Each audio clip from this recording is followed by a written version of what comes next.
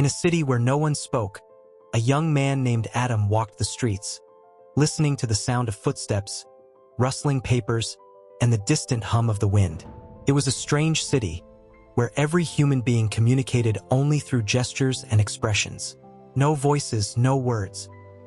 Adam was a traveler, passing through this place on his journey to nowhere in particular. He had heard rumors about the Silent City, a place where people had abandoned speech long ago. No one knew why. Some said it was a punishment from the gods. Others believed it was a great experiment. But Adam had one question. Did silence make them wiser, or did it make them prisoners?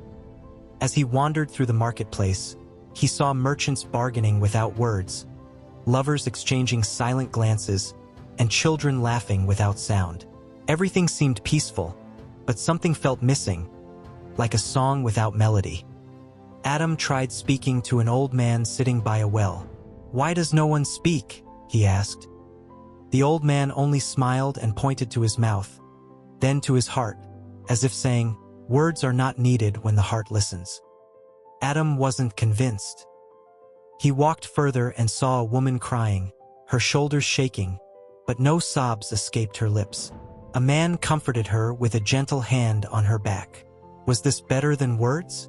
Was silence more powerful than speech?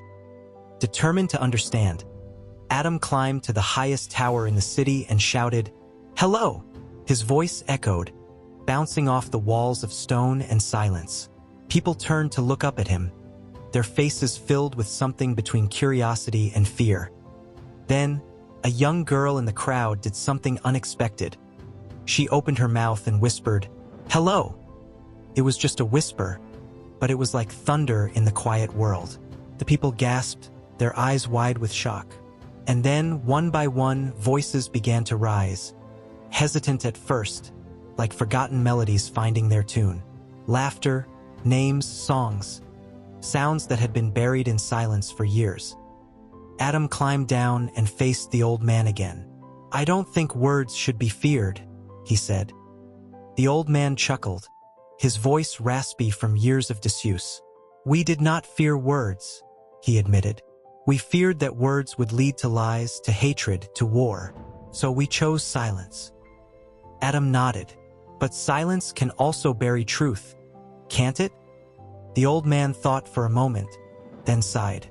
"Perhaps we have been both wise and foolish." And from that day on, the city was no longer silent.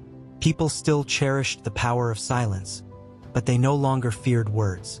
Some spoke, some didn't, but now it was by choice, not by fear. As Adam left the city, he smiled to himself. Maybe wisdom wasn't in speaking or staying silent. Maybe it was in knowing when to do either.